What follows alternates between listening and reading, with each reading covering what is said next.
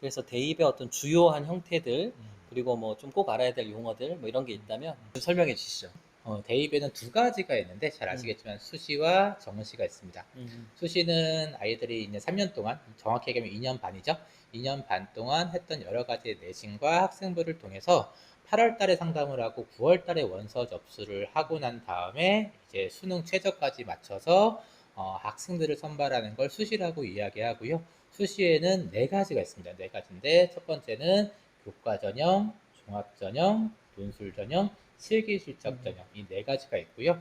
그다음 부모님들 너무나도 잘 아시는 정시 전형이라고 있는 건 11월 달에 수능을 봐서 12월 달에 원서 접수를 하고 2월 달까지 모집을 하는 거를 정시 전형이라고 하는데 너무나도 잘 아시죠? 뭐냐면은 수능 전형이 있고요. 그다음에 실기 실적이 있습니다. 그래서 굉장히 어렵다라고 생각하실 수 있는데요. 이 여섯 가지만 기억하시면 될 것 같아요. 특히 4 플러스 2라고 해서 수시에 4개, 교과, 종합, 논술, 실기 실적, 그리고 정시에는 2개, 수능, 실기 실적. 요 6가지 전형 하에서 모든 대입이 이루어진다.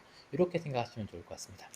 한 가지 개인적으로 궁금한 게 네. 그 이제 수능이라고 불리는 정시에서 수능 베이스로 이제 정시를 신청하게 되면 대학마다 좀 다를 수는 있겠지만 그 2년 반 혹은 3년간의 고등학교 실적, 그러니까 고등학교 우리 종합학생부죠.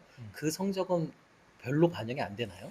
이게 이제 좀 달라지는 정시 시스템인데요. 예전에는 그랬던 것 같아요. 지금 말씀하신 것처럼 어, 지금 고등학교 2년 반 동안 생활했던 게 하등에 소용이 없다라는 표현을 많이 하실 정도로 수능 한 방에 그냥. 예, 수능 한 방에 보는 거죠. 이게 아, 장점일 수도 있고 단점일 수도 있는데 음, 그날에 뭐 컨디션이 안 좋은 친구들에게는 단점이 될 수도 있는데 뭐 학교 생활을 조금 소홀히 했던 친구들에게는 기회고. 굉장히 좀 기회일 수도 어, 있죠. 최근에는 서울대학교하고 고대 같은 경우가 특히 서울대 같은 경우는 40%씩이나 수능 점수 이외에 교과 점수를 반영하기도 해요.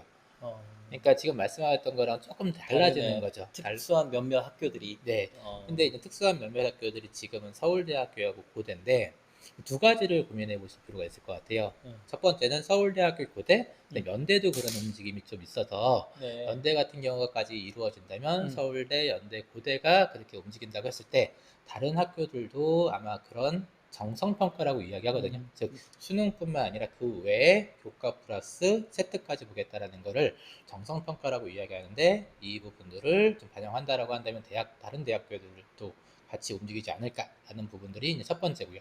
음, 두 번째는 왜 그런 학교가 그런 수능 이외의 점수를 반영할까라고 하는 음, 부분들에 대한 고민을 해볼 필요가 있을 것 같아요. 음. 근데 그 부분들은 조금 쉽게 이야기하면 예전에는 물리 과목을 수능 선택 과목으로 지정하지 않은 아이들이 많거든요.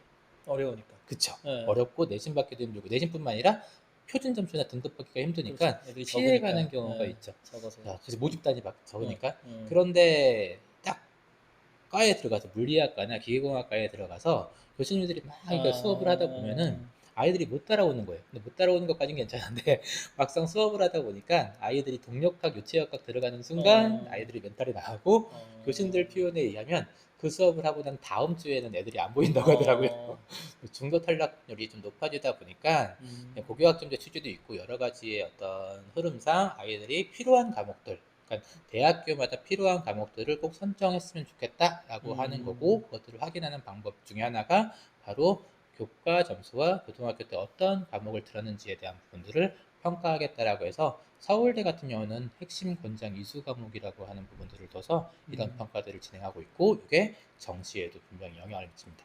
점점 그런 추세가 확대되고 있는 추세이고요.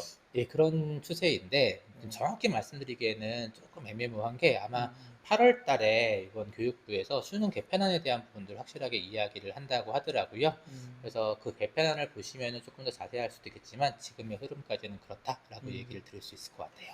그렇다고 하면은 그런 음, 흐름에 음, 따르면 사실은 수시에서 음, 예를 들면 교과 종합 전형이겠네요. 종합에서 음, 이제 이런저런 거 잘 챙기고 수능 최저를 맞춰야 되는 그 음, 수시 대부분의 친구들이 그걸 하지 않습니까? 수시 중에서 그럼 그거랑 사실은 별로 차이가 없네요. 뭐가 더 중점이냐의 문제 정도겠네요. 그쵸. 앞에는 음, 학교가 좀 더 중심이 돼 음, 수능은 본다. 음, 뒤에는 수능이 음. 중심이지만 학교를 본다. 네.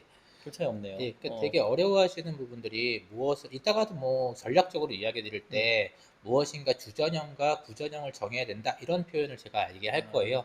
그런데 저 같은 경우는 지금 1, 2학년 같은 경우는 그 모든 거를 다 가져갈 수 있어야 된다라고 이야기 드리는 게 지금 말씀하셨던 것처럼 이름만 좀 다를 뿐이지 준비하는 베이스는 좀 비슷하다고 보고요.